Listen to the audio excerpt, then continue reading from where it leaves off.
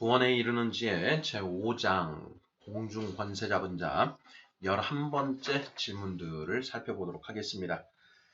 네 가지 고난을 이기는 방법이라는 소제목을 붙여 보았고요.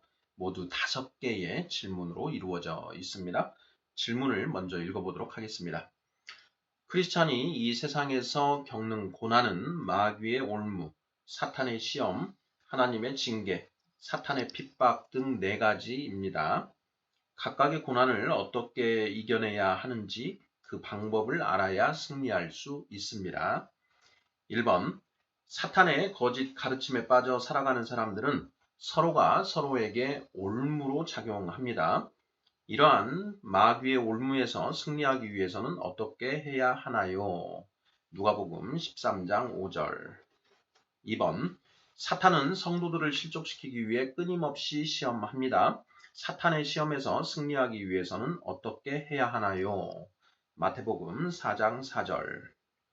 3번, 하나님은 크리스천답게 답지 않게 살아갈 때 회초리를 들어 징계하십니다.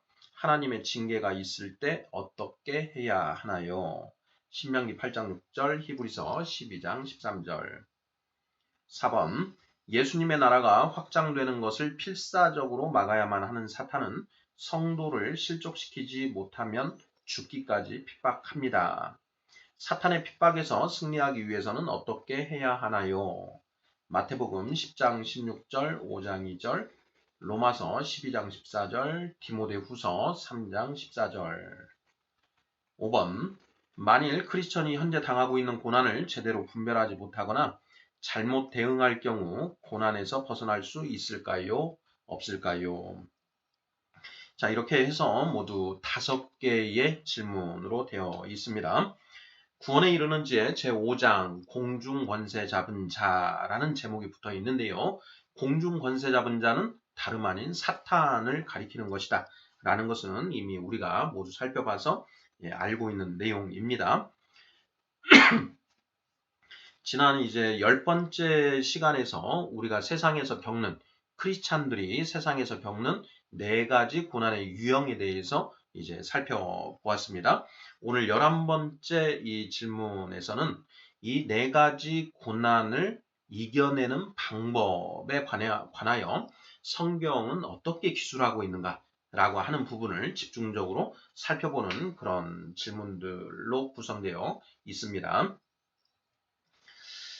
크리스천이 이 세상에서 겪는 고난은 마귀의 올무, 사탄의 시험, 하나님의 징계, 사탄의 핍박 등 4가지입니다. 이렇게 먼저 쓰고 있습니다. 고난의 종류를 4가지로 나눴다라는 것이죠. 첫째, 마귀의 올무, 세상의 올무라고 해도 무방합니다. 두 번째는 사탄의 시험, 세 번째는 하나님의 징계, 네 번째로 사탄의 핍박, 이렇게 4가지였는데요. 이 고난의 종류에 따라서 우리가 어떻게 반응을 해야 되고 또 어떻게 그 고난을 이겨낼 수 있는 것인가 하는 부분을 우리가 명확히 알아야 된다라는 것이죠. 자, 1번부터 답을 한번 찾아가 보도록 하겠습니다. 자, 1번. 사탄의 거짓 가르침에 빠져 살아가는 사람들은 서로가 서로에게 올무로 작용합니다. 자, 이러한 마귀의 올무에서 승리하기 위해서는 어떻게 해야 하나요? 자, 사탄의 거짓 가르침. 네, 사탄은 거짓말의 압이다, 거짓의 압이다라고 예수님은 이제 사탄을 규정하셨지요. 그 사탄이 아담을 이기고 이 세상의 왕이 되었습니다. 자, 그 왕이 된 사탄은 이 세상에 거짓말을 유포하지요. 거짓 가르침을 유포해서 사탄의 종노릇하고 있는 이 세상 사람들을 잘못된 길로 인도하고 있습니다. 그리고 사람들은 그러한 사탄의 거짓 가르침에 이제 세뇌가 되어서 서로가 서로에 대한 올무로 작용을 하고 있다라는 것이죠. 바로 이것을 사탄의 올무 내지는 마귀의 올무, 세상의 올무라는 표현으로 성경은 이야기하고 있습니다. 자, 이러한 마귀의 올무에서 승리하기 위해서는 어떻게 해야 하는가 하는 그런 질문이 되겠습니다. 자, 이와 관련해서는 이제 누가복음 13장 1절부터 5절까지가 이제 그 지침이 되는 게 아닌가 하고 저는 이제 묵상을 해 보았는데요. 한번 본문을 읽어보도록 하겠습니다. 누가복음 13장 1절부터 5절입니다. 그때 마침 두어 사람이 와서 빌라도가 어떤 갈릴리 사람들의 피를 그들의 제물에 섞은 일로 예수께 아뢰니 대답하여 이르시되 너희는 이 갈릴리 사람들이 이같이 해 받음으로 다른 모든 갈릴리 사람보다 죄가 더 있는 줄 아느냐. 너희에게 이르노니 아니라. 너희도 만일 회개하지 아니하면 다 이와 같이 망하리라. 4절 또 실로암에서 망대가 무너져 치어 죽은 18사람이 예루살렘에 거한 다른 모든 사람보다 죄가 더 있는 줄 아느냐? 너희에게 이르노니 아니라. 너희도 만일 회개하지 아니하면 다 이와 같이 망하리라. 자, 예수님께서 갈릴리 사람들이 그 재물이 된 일, 그리고 또 실로암의 망대가 무너져서 18사람이 죽은 일. 자, 이 일에 대해서 이제 뭐라고 말씀을 하시는가 하면 3절과 5절인데요. 너희도 만일 회개하지 아니하면 다 이와 같이 망하리라. 이렇게 말씀하십니다. 2절 부분을 보면은요. 이제 이 제자들이 예수님께 무엇을 여쭈어 봤는지를 이제 추론해 볼 수가 있는데요. 자, 예수님, 그 빌라도가 어떤 갈릴리 사람들의 피를 그들의 제물에 섞은 일이 있는데 그 사람들이 그런 일을 당한 이유가 무엇입니까? 그 사람들이 죄를 많이 지어서 그런 것인가요? 아마 이런 질문을 하지 않았을까 싶습니다. 자, 그것에 대해서 예수님이 2절에서 이렇게 말씀하시죠. 너희는 이 갈릴리 사람들이 이같이 해 받음으로 다른 모든 갈릴리 사람보다 죄가 더 있는 줄 아느냐? 이렇게 물으셨습니다. 자, 죄가 더 있다는 것인가요? 없다는 것인가요?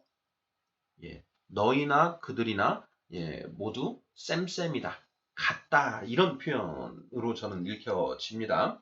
자, 그러면 그들이 죄가 더 많아서 그런 일을 당하는 게 아니고 누구나 당할 수 있는 일이다라는 이제 그런 의미로 우리가 이해할 수 있지 않을까 이런 생각이 드는데요.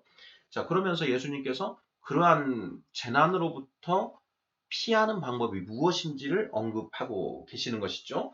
너희도 만일 회개하지 아니하면 다 이와 같이 망하리라. 이렇게 말씀을 하십니다.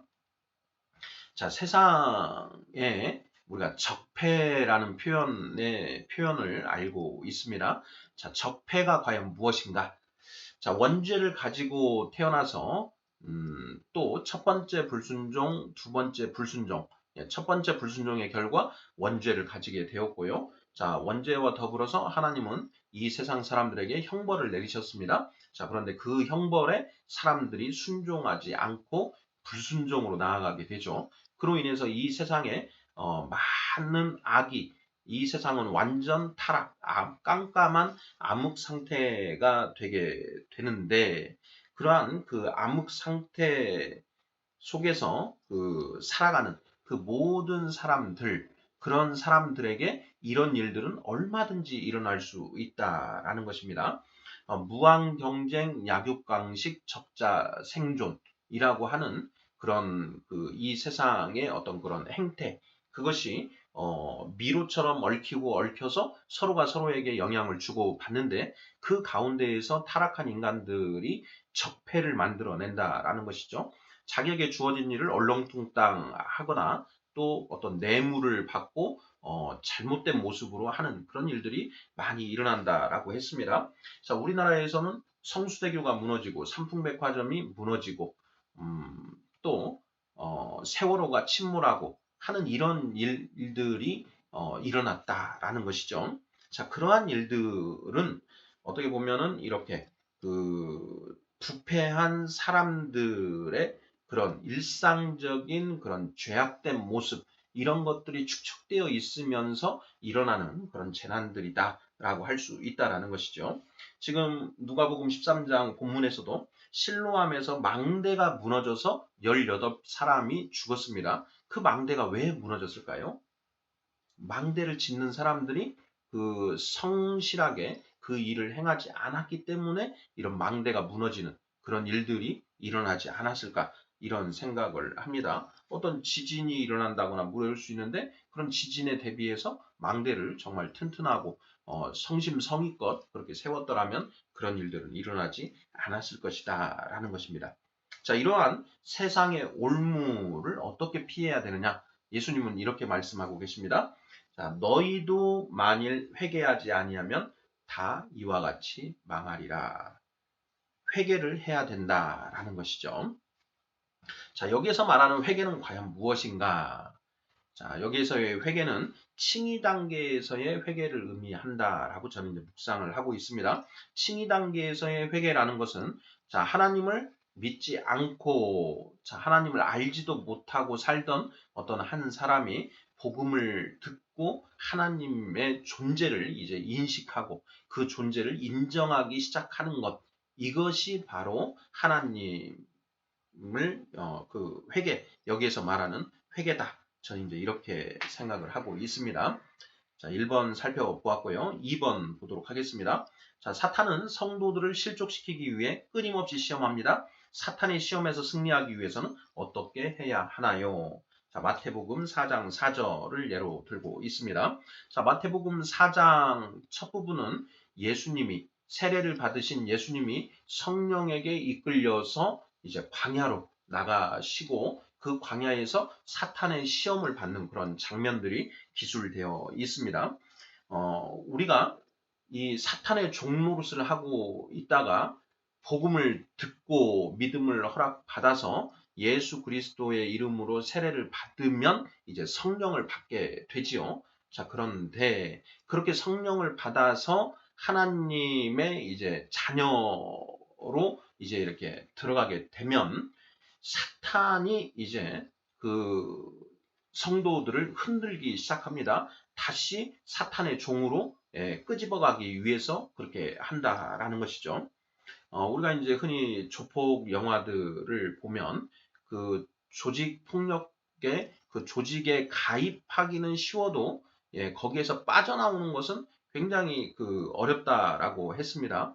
자, 우리는 모두 이 사탄의 조직에 포함되어 있었는데, 자, 우리가 이 사탄의 조직에서 빠져나와서 이제 예수님의 교회 공동체에 이제 속하게 된다라는 것이죠. 우리가 이 사탄의 조직에서 빠져나와서 예수님의 몸된 그 교회에 가지 못하기 위해서 사탄이 온갖 방해 책동을 하고 있습니다.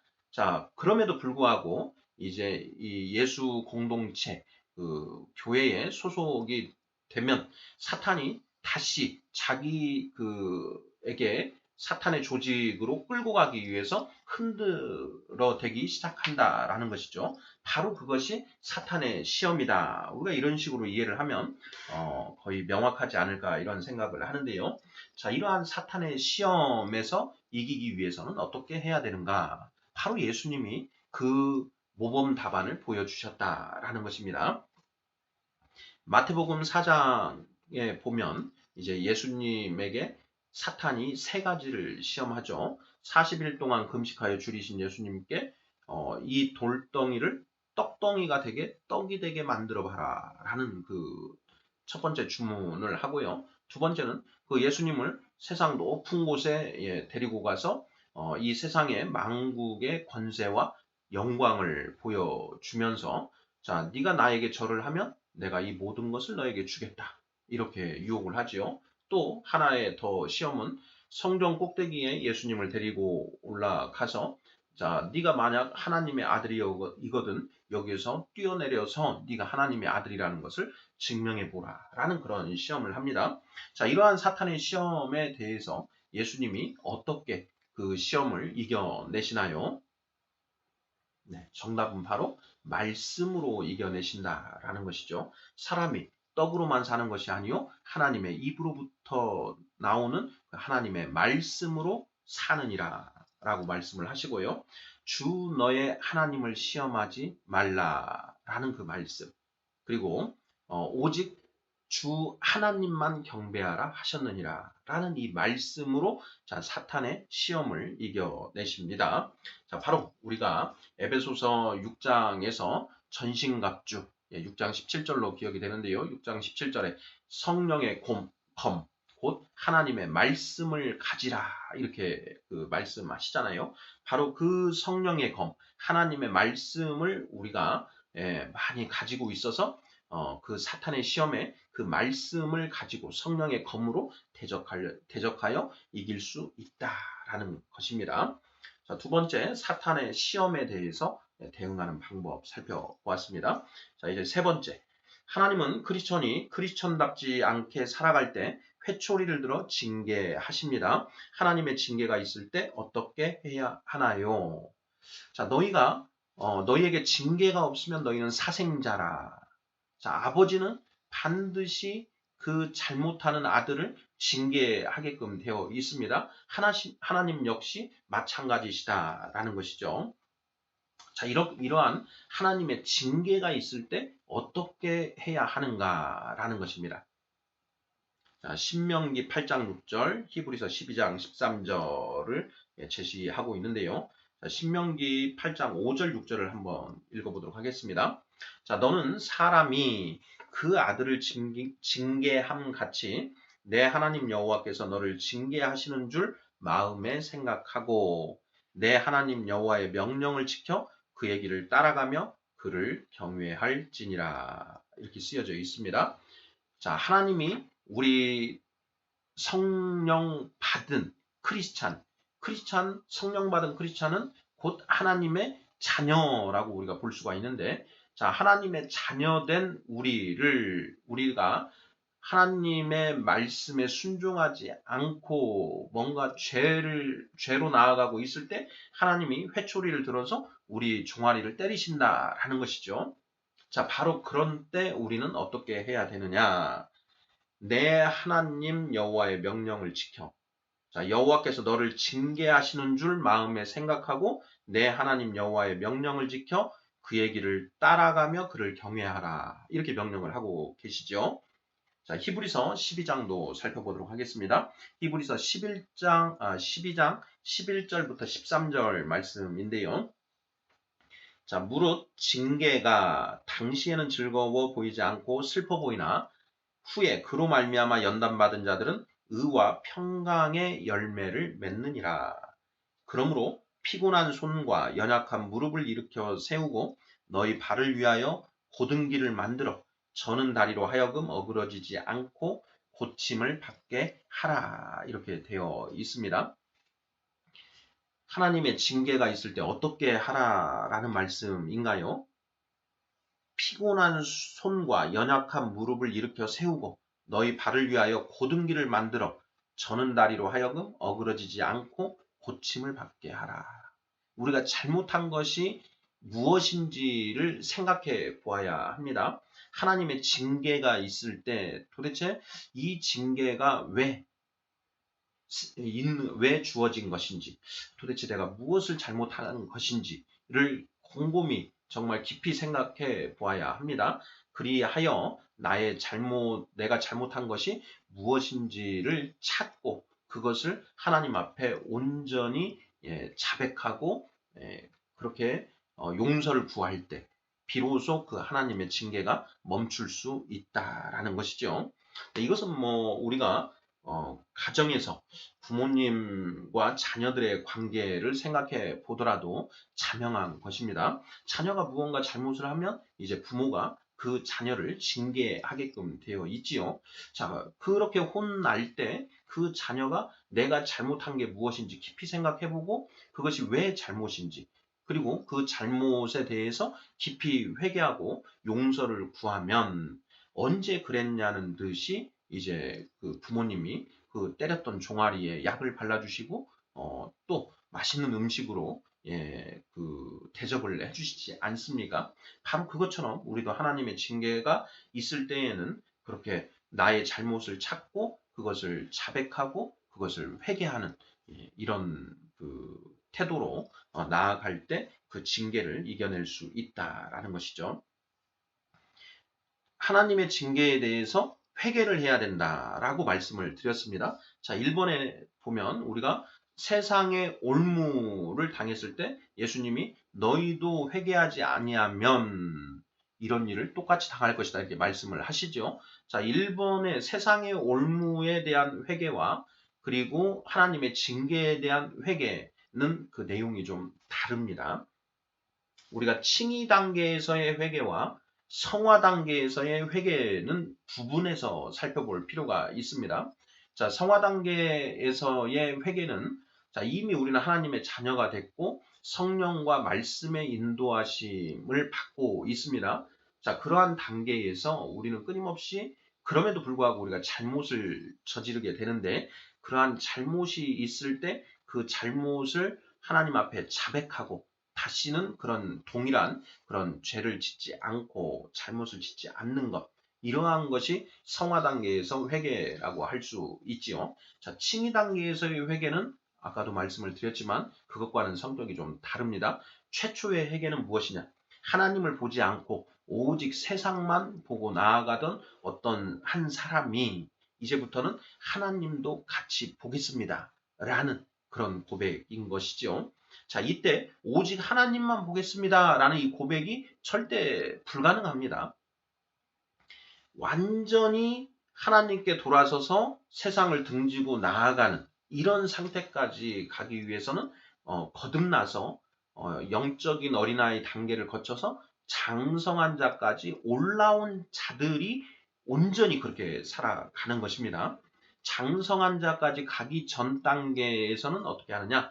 세상과 그리고 이 하나님의 어떻게 보면 양다리를 짚고 있는 그런 상태와 같은 그런 상태라고 할 수가 있고요. 장성한 자가 되면 오직 하나님의 나라에 온전하게 두 다리를 모두 밟고 서 있는 그런 단계로 우리가 이해를 할 수가 있고 이 회개를 칭의 단계에서 회개가 이루어지기 전까지는 오직 세상에 푹 젖어서 살고 있는 세상에 두 다리를 굳게 받고 살아가고 있는 그런 상태라고 볼 수가 있습니다. 그래서 칭의 단계에서의 회개는 세상에 두 다리를 밟고 서 있던 사람이 한 다리를 떼서 이제 하나님의 나라에 그 한 다리를 걸치는 그런 상태라고 할 수가 있지 않을까 이렇게 생각을 해봅니다. 그래서 세상의 올무를 이겨서는 그 회개와 그리고 하나님의 징계를 이겨서는 그 회개는 그 내용이 다르다라는 점을 좀 우리가 인식할 필요가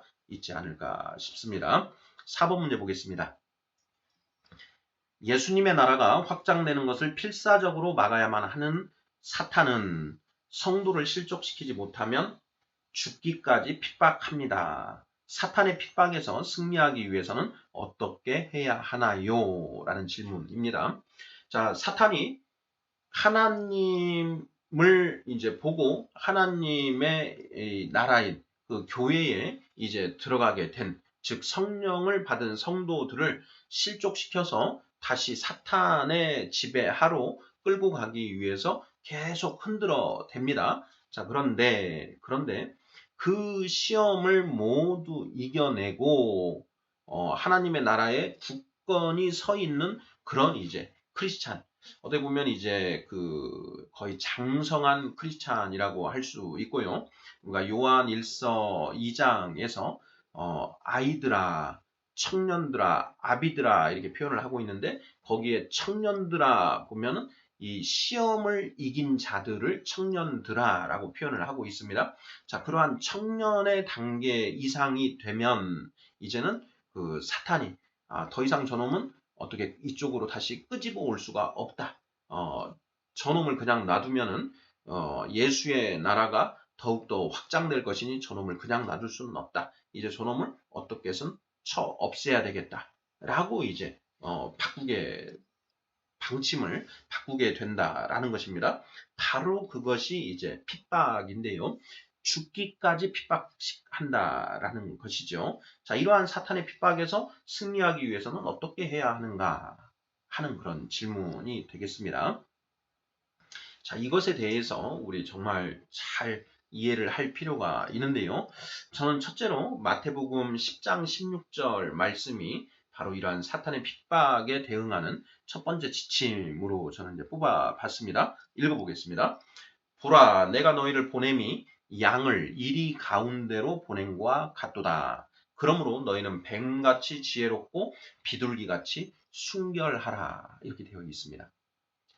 내가 너희를 보냄이, 예수님이 하나님이 나를 보내셨듯이 이제 나도 너희를 세상에 보내노라. 이렇게 제자들에게 말씀하셨습니다. 자, 그렇게 말씀하시면서 자, 너희를 보냄이 양을 이리 가운데로 보냄과 같도다. 이렇게 비유를 하셨습니다. 자, 그 이리는 이 양들을 어떻게든 잡아먹으려고 그 호시탐탐 노리고 있다라는 것이죠. 자, 그 양을 이리 가운데로 보낸 것 같도다. 자, 그때 어떻게 해야 되느냐? 그러므로 너희는 뱀같이 지혜롭고 비둘기같이 순결하라. 이렇게 말씀하신다라는 것이죠. 뱀같이, 첫째, 뱀같이 지혜로워야 된다라는 것입니다. 그 핍박이 온다라고 해서 그 핍박을 무조건 받아들이고, 그렇게 하라는 말씀이 분명히 아닙니다. 너희가, 예수님이 그런 말씀도 하셨습니다. 이쪽 마을에서 핍박하면 다른 마을로 가라. 거기서, 바보처럼 그 핍박하는데 그 핍박을 다 당하고 그걸 받고 있지 말고 이쪽에서 핍박하면 다른 마을로 가서 복음을 전하고 하면서 예수님의 나라, 교회의 확장을 위해서 힘써야 된다라는 것이죠. 바로 그렇게 나아가는 것이 뱀같이 지혜롭게 하는 것이고요. 자, 그런 와중에서도 비둘기같이 순결해야 된다라는 것이죠. 온전한 그 순결함을 가지고 뱀같이 지혜로워야 되고 또 사도 바울이 마지막에는 그 로마에 끌려가서 거기에서 순교를 하게 되지요. 자, 그때 사도 바울은 이제 비둘기같이 순결한 모습으로 자신의 신앙을 온전히 그 세상에 명확하게 드러내는 그런 모습을 보여주는데요. 우리 또한 같지 않을까 싶습니다. 자, 우리가 뱀같이 지혜로워야 될 때가 있고 비둘기처럼 순결해야 될 때가 있는데 이 비둘기처럼 순결한 때에는 마지막 이제 순교를 각오했을 때이고요. 그 순교도 내 맘대로 하는 것이 아니지요. 하나님이 그렇게 허락을 하셨을 때 그 순교도 가능한 것 아닌가 이렇게 생각을 해봅니다. 자, 그런데 그러한 어떤 하나님이 순교를 명하시는 그 전까지는 뱀같이 지혜로울 필요가 있지 않은가. 그걸 예수님께서 말씀하시지 않았는가 이런 생각을 해보고요. 자, 그 다음 마태복음 5장 10절부터 12절입니다. 자, 의를 위하여 박해를 받은 자는 복이 있나니 천국이 그들의 것임이라. 나로 말미암아 너희를 욕하고 박해하고 거짓으로 너희를 거슬러 모든 악한 말을 할 때에는 너희에게 복이 있나니 기뻐하고 즐거워하라. 하늘에서 너희의 상이 큼이라. 너희 전에 있던 선지자들도 이같이 박해하였느니라. 자, 박해가 있을 때 기뻐하고 즐거워하라 라고 말씀을 하십니다. 제자들이 이제 사도행전을 보면 복음을 전하다가 그 채찍질도 당하고 그러지요. 옥에 갇히기도 합니다. 자, 그런데 그 제자들이 그걸 기뻐하고 즐거워합니다. 자신들이 이러한 고난을 당할 정도로 하나님의 일을 하고 있다라는 그 기쁨이 있는 것이죠. 비록 몸은 찢어지고 피가 흐르고 있지만은 그 속에서도 하나님의 일꾼으로서 하나님의 사명을 받은 사명자로서 그러한 고난을 당하고 있다는 걸 기쁘게 생각한다라는 것입니다. 자, 사도 바울과 실라 역시 마찬가지이지요. 그 마게도니아로 갔다가 이제 그 복음을 전하다가 잡혀서 이제 채찍질을 당하고 감옥에 갇히죠. 그 감옥에 갇혀 있는 상태에서 하나님을 찬양하고 기도를 하는 그 장면들을 우리가 볼 수가 있습니다. 바로 그러한 박해를 당할 때 즐거워하고 기뻐한다라는 것입니다. 이것이 우리가 또 박해를 대하는 우리의 하나의 또 다른 지침의 말씀이 아닌가 이렇게 생각을 해 보았고요. 로마서 12장 14절입니다. 자, 너희를 박해하는 자를 축복하라. 축복하고 저주하지 말라라고 이렇게 또 되어 있습니다. 자, 이 말씀을 우리가 잘 생각해 봐야 되는데요. 자, 너희를 박해하는 자를 축복하라. 축복하고 저주하지 말라라고 합니다. 사실 우리를 박해하는 이 배후에는 마귀가 있는 것이죠. 사탄의 박해라고 했습니다. 자, 그 배후에 있는 이 마귀 사탄을 우리가 축복하고 저주하지 말라라는 그런 말씀인지 이걸 잘 생각해 보아야 합니다. 자, 아니면 그 사탄의 그 거짓말에 속아서 사탄의 종로를 타면서 사탄의 도구로서 나를 핍박하는 그 사람을 축복하고 저주하지 말라라는 말씀인지 어느 쪽이 맞을까요? 네, 당연히 후자 쪽입니다. 우리는 사탄은 대적해야 됩니다. 에베소서 6장 10절 이하 전신갑주 우리는 그 전신갑주를 입고 마귀와 힘써 대적하고 싸워야 된다라는 것이죠. 그 에베소서 6장에 이런 말씀이죠. 우리의 싸움은 혈과 육을 상대로 하는 것이 아니요 권세자들과 이렇게 권세자들과 싸우는 것이다. 이런 표현들이 있지 않습니까? 하늘에 있는 악한 영, 바로 이 사탄, 그 배후에 있는 사탄하고 싸우는 것이지 그 사탄의 종로를 타는 혈과 육을 가진 그 사람, 들을 상대로 싸우는 게 아니다라고 이렇게 성경은 선포하고 있다라는 것입니다. 자, 그래서 너희를 박해하는 자를 축복하라. 축복하고 저주하지 말라라고 했을 때 사탄을 그렇게 하라는 것이 아니고 사탄의 종로를 하고 있는 그 사람을 불쌍히 여기고 원수를 사랑하라 라는 것과 같은 맥락이 되는 것이죠. 자, 그리고 디모데후서 3장 14절도 이 사탄의 박해에 핍박에 대응한 하나의 말씀이 되지 않는가 싶은데요. 읽어보겠습니다. 그러나 너는 배우고 확신한 일에 거하라. 너는 내가 누구에게서 배운 것을 알며 이렇게 되어 있습니다. 배우고 확신한 일에 거하라. 우리가 사탄의 핍박을 받을 때, 박해를 받을 때 자칫 우리의 믿음이 흔들릴 수 있습니다. 자, 그런 상황에서 배우고 확신한 일에 온전히 거하고 있어야 된다라는 것입니다. 너는 내가 누구에게서 배운 것을 알며 디모데에게 보내는 이 서신서에서 네가 누구에게 배웠냐? 바로 나에게 배우지 않았냐? 나를 봐라. 나는 어떻게 하냐? 이런 온갖 그런 박해 앞에서 또 그 믿음을 확실하게 지키고 예수 그리스도를 붙들고 나아가고 있지 않느냐? 너는 그런 나를 생각하고 너가 배운 그리고 너가 확신한 일에 확실한 일을 굳게 지켜라 라는 그런 말씀인 것이지요. 사탄의 핍박에서 승리하기 위해서 어떻게 해야 되는가? 첫째, 뱀같이 지혜롭고 비둘기처럼 순결해야 된다. 둘째, 그 박해받는 것을 기뻐하고 즐거워해야 된다. 셋째, 너희 박해하는 자를 축복하고 저주하지 말아야 한다. 넷째, 우리가 배우고 확신한 일에 온전히 거해야 된다라는 이렇게 네 가지 이것이 바로 사탄의 핍박에서 승리하기 위한 방법이다. 이렇게 저는 답을 찾아보았습니다. 자, 마지막 문제입니다. 5번. 만일 크리스천이 현재 당하고 있는 고난을 제대로 분별하지 못하거나 잘못 대응할 경우 고난에서 벗어날 수 있을까요? 없을까요? 고난의 네 가지 종류가 있다고 했습니다. 세상의 올무, 사탄의 시험, 하나님의 징계, 사탄의 핍박 이렇게 네 가지가 있지요. 자, 이 네 가지 고난.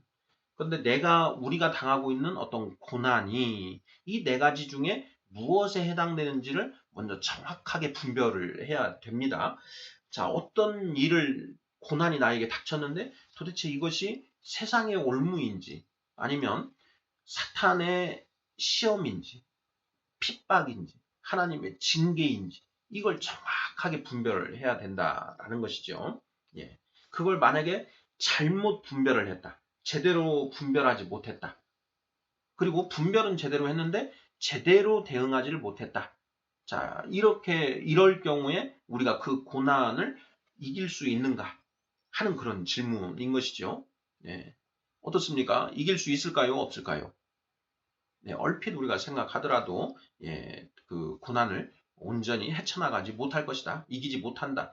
라는 쪽으로 우리가 답이 나올 것 같지 않습니까? 자, 사탄이 시험을 하고 있는데 하나님의 징계로 오인을 했습니다. 자, 사탄의 시험이 있을 때에는 우리가 성령의 검, 곧 말씀으로 그 사탄을 대적해서 이겨야, 테스트한과 맞서 싸워서 그 고난과 맞서 싸워서 이겨야 된다라고 했는데, 자, 알고 보니까 그것이 하나님의 징계였다. 하나님의 징계가 있는 경우에는 내가 무엇을 잘못했는지를 잘 곰곰이 생각을 해보고 그 잘못을 하나님 앞에 온전히 고백하고 자백하고 회개로 나아가야 된다라고 했는데, 하나님의 이 사탄의 시험을 그런 하나님의 징계로 오인했다. 자, 그러면 그 고난을 우리가 끝장낼 수 있겠습니까? 없겠습니까? 어렵겠죠. 자, 사탄이 핍박을 합니다. 자, 사탄의 핍박인데 그걸 하나님의 징계로 오인하는 경우도 있을 수 있겠죠. 자, 하나님이 징계를 하셨습니다. 자, 그런데 그것을 사탄의 시험 또는 핍박으로 오인을 한 경우도 있을 수 있죠. 자, 그리고 세상의 올무가 있습니다. 세상의 올무로서의 고난이 닥쳤는데 그것을 하나님의 징계로 오인하거나 또는 사탄의 핍박 또는 사탄의 시험으로 오인할 수도 있겠지요. 예. 자, 그렇게 오인이 이루어지면 우리가 그 고난을 끝장낼 수 있겠는가? 예. 오히려 고난을 끝장내지 못하고 더 깊이 그 고난 속으로 침잠하거나 아니면 실족하는 일들이 생겨나게 된다라는 것입니다. 자, 예를 들어서 어떤 그 삼풍백화점이 무너지고 성수대교가 무너지고 하면서 내 가족에게 어떤 그런 그 불행이 왔다라고 하죠.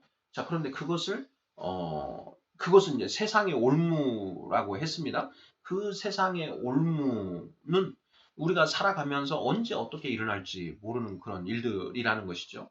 자, 그런데 그 하나님이 그것을 왜 지켜주시지 않았는가 하면서 하나님을 원망하고 그러면서 신앙을 버리고 하는 그런 일들이 얼마든지 일어날 수 있다라는 것이죠. 자, 세상의 올무 때문에 그 실족하는 그런 일들이 일어날 수 있다라는 것입니다. 자, 세상의 올무가 내 주변에서 일어났다라고 했을 때 어떻게 해야 될까요? 네. 그 세상의 올무, 그것은 어쩔 수 없는 것으로 그냥 감당하는 것이 답이 아닌가 이런 생각이 듭니다. 자, 우리가 살아가면서 병에 들 수가 있습니다. 자, 이 세상이 환경이 오염되고 이런 여러 가지 문제들이 있어서 발암 물질도 엄청 많고요. 그래서 우리 크리스찬들도 암에 걸릴 수가 있는 것입니다. 암에 걸려서 굉장히 상태가 안 좋을 수도 있는 것이고요. 자, 그런데 그러한 것들 세상의 올무에 불과한 것인데 그것을 다른 것으로 오해하고 그것에서 나를 지켜주시지 않고 병을 고쳐주시지 않는 그 하나님을 원망하거나 또는 하나님이 살아계시는 것을 의심하거나 이렇게 나아가면 안 된다라는 것이죠. 그래서 만일 크리스찬이 현재 당하고 있는 고난이 무엇인지 제대로 분별하지 못하거나 적절한 대응 방법, 딱 맞는 대응 방법이 아닌 잘못된 방법으로 대응할 경우 고난에서 벗어날 수 있는가 없는가 없다. 라는 것이고요. 오히려 더 깊이 더 큰 고난 속으로 빠져들던가 아니면 궁극적으로 또 신앙을 잃어버리는 그런 상황이 될 수 있다는 것입니다. 자, 구원에 이르는지에 제5장 공중권세 잡은 자 11번째 질문들 4가지 고난을 이기는 방법에 대해서 살펴보았습니다. 마귀의 올무, 세상의 올무, 사탄의 시험, 하나님의 징계, 사탄의 핍박 이렇게 고난에는 4가지 유형이 있다라는 것. 그리고 각 그 고난의 유형마다 그걸 어떻게 이겨내야 되는지 방법이 다르다라는 걸 명심해야 되겠습니다. 자, 사탄의 시험 같은 경우에는 하나님의 말씀으로 이겨내야 되고 세상의 올무 같은 경우에는 회개해야 된다. 그리고 우리 이미 믿는 자들, 회개한 자들은 그 세상의 올무인 경우에는 담담하게 그것을 받아들여야 된다. 라는 것입니다. 하나님의 징계가 있을 때에는 내가 무엇을 잘못했는지 깊이 묵상을 하고 그 잘못을 온전히 하나님께 자백하고 회개해야 된다. 사탄의 핍박이 있을 때에는 그 뱀처럼 지혜롭고 비둘기처럼 순결하게 대응을 해야 되고 그 박해받는 것을 즐거워하고 기뻐한다. 그리고 그 박해를 하는 마귀는 대적하되 그 마귀의 종로로 타고 있는 그 사람은 우리가 긍휼하게 여기고 축복하고 저주하지 말아야 한다. 그리고 무엇보다도 우리가 배우고 확신한 일, 이 구원의 확신, 하나님의 나라에 대한 확신을 가지고 그 핍박에 당당하게 맞서야 된다라는 그런 내용들 살펴보았습니다. 아멘.